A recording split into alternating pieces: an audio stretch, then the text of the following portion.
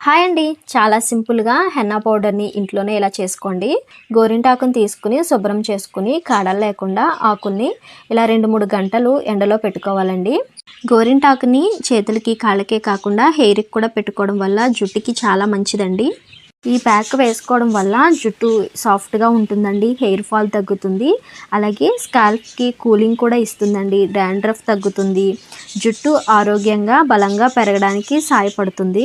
ఇలా డ్రై చేసుకున్న ఆకుల్ని మిక్సీ జార్లో వేసుకుని మెత్తగా పౌడర్ చేసుకోవడమేనండి. వారంలో ఒక్కసారైనా ఈ ప్యాక్ వేసుకుని చూడండి, తేడా మీరే గమనిస్తారు. ఎటువంటి కెమికల్స్ లేకుండా సింపుల్గా ఇలా చేసి పెట్టుకుంటే చాలా రోజులు నిల్వ ఉంటుంది. గోరింటాకు అందుబాటులో ఉన్న వారికి ఫ్రెష్గా ఆకుల్ని పేస్ట్ చేసుకుని పెట్టుకున్నా మంచిదండి.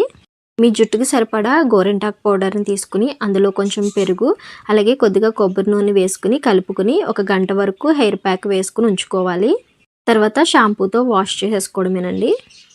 ఈ పౌడర్ని మెంతులతో కానీ, పెరుగుతో కానీ హెయిర్ ప్యాక్ వేసుకోవచ్చు. లేదంటే నార్మల్ వాటర్తో కూడా హెయిర్ ప్యాక్ వేసుకోవచ్చండి. వైట్ హెయిర్ ఉన్న వాళ్ళు మాత్రం చూసుకుని వేసుకోండి. వైట్ హెయిర్ అంతా రెడ్గా అయిపోతుంది.